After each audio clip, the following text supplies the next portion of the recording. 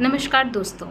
Suppose करिए आपके सामने एक वेल गार्निश्ड डिश प्रेजेंट करी है। दिखने में बहुत डिलीशियस लग रही है, लेकिन जैसे ही आप एक स्मॉल बाइट लेते हैं आपको पता लग जाता है कि कुछ तो गड़बड़ है। ऐसा ही बैलेंस शीट के केस में भी होता है, जिसमें हम देख के सेकंड्स में बता सकते हैं कि ये कंपनी कैश ड्रेन है या कैश एफिशिएंट है। आज हम इसी फाइनेंशियल ट्रिक के बारे में डिस्कस करेंगे। चलिए शुरू करते हैं। पहले हम ये समझ लेते हैं कि वर्किंग कैपिटल है क्या। Working capital means current assets minus current liability. थोड़ा टेक्निकल हो गया। रोज़मर्रा की भाषा में हम बोले कंपनी की वो लागत जो कि उसे डेली के खर्चों को यूज़ करने के लिए लगती है, जैसे माल खरीदना, उधार पे माल बेचना, इसे वर्किंग कैपिटल कहते हैं। कैश फ्लो फ्रॉम ऑपरेशन क्या होता है? कंपनी के जो कोर बिजनेस है उससे कंपनी एक्चुअल में कितना कैश जनरेट कर पा रही है, ये कैश फ्लो फ्रॉम ऑपरेशन से मिलता है।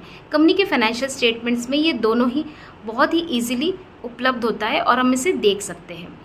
दिक्कत यहाँ नहीं आती जब ये दोनों ही चीज़ें हम कंपेयर करें और दोनों ही पॉजिटिव में है या नेगेटिव में है। अगर पॉजिटिव है दोनों, मींस आपके वर्किंग कैपिटल भी पॉजिटिव है और आपकी कैश फ्लो फ्रॉम ऑपरेशन भी पॉजिटिव है। यहाँ तो बहुत इजी है समझना कि भाई कंपनी बहुत ही फाइनेंशियली स्टेबल है, बहुत अच्छे से अपना वर्किंग कैपिटल भी मैनेज कर रही है और अपने कोर बिजनेस ऑपरेशन से पैसा भी एक्चुअल में कमा पा रही है। दोनों ही केस नेगेटिव है तब भी हम आराम से जान सकते हैं कि कंपनी बहुत ही डेंजरस सिचुएशन में है। ना तो कंपनी के पास इतना खुद का पैसा है कि वो अपना वर्किंग कैपिटल चला पा रही है और ना ही अपने कोर बिजनेस से वो कैश फ्लो जनरेट कर पा रही है, जो कि बहुत ही डेंजरस सिचुएशन है।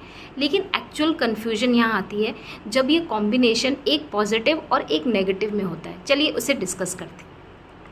अगर कंपनी का नेगेटिव वर्किंग कैपिटल है और cash flow from operation positive है, दिखने में तो ये ऐसा लगता है कि अरे कंपनी के पास तो वर्किंग कैपिटल ही नेगेटिव है, ये तो अच्छी सिचुएशन नहीं है। लेकिन इसे कैश एफिशिएंट कंपनी कहा जाता है। इसका मतलब क्या है? कस्टमर आपको तुरंत पैसा देता है, इन्वेंट्री तुरंत खाली होती है, लेकिन आप अपने क्रेडिटर्स को लेट पैसा देते हैं। और इसका cash flow from operation positive है, मींस कंपनी अपने कोर बिजनेस से एक्चुअल में कैश कमा पा रही है। ये बहुत ही अच्छा माना जाता है, मींस कंपनी बहुत ही कैश एफिशिएंट है, अपने उसमें कैश के रिजर्व्स भंडार वो जमा कर रही है और आगे के फ्यूचर के लिए ये अपना कैश रिजर्व मेंटेन कर रही है। इसे कैश एफिशिएंसी कहा जाता है। सेकंड सिचुएशन देखते हैं कि आपकी वर्किंग कैपिटल तो पॉजिटिव है लेकिन cash flow from operation negative है। देखने में तो बहुत अच्छा लगता है, कंपनी के पास इतनी करंट एसेट्स है कि वो अपने करंट लायबिलिटी को पे कर सकती है तुरंत ही, लेकिन ये करंट एसेट्स असली में कागज़ों में ही है। ऐसा क्यों? करंट एसेट्स की जो भारी भरकम उसने वैल्यू दिखा रखी है बैलेंस शीट में, वो एक्चुअल में कन्वर्ट नहीं हो पा रही है। उसके इन्वेंट्री बहुत ऑब्सोलेट हो गए हैं और या फिर जो बेचा हुआ माल उधारी पे था उसका पैसा वापस नहीं आ रहा है और साथ ही क्रेडिटर्स के आपको तुरंत पे करना पड़ रहा है। तो ये बहुत ही डेंजरस सिचुएशन है। क्यों? क्योंकि आप अपने कैश फ्लो फ्रॉम ऑपरेशन जो कि कोर बिजनेस है उससे भी कैश जनरेट नहीं कर पा रहे। तो ये डेंजरस सिचुएशन है और इसमें कहते हैं कि कंपनी कैश की ड्रेन सिचुएशन में है।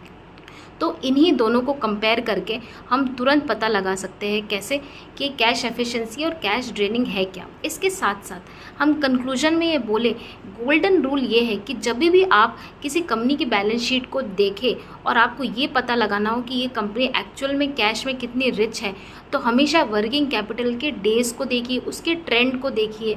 कंपनी के कैश फ्लो फॉर ऑपरेशन पिछले 2 या 3 सालों में पॉजिटिव रहे हैं कि नेगेटिव रहे हैं या फ्लक्चुएशन में है।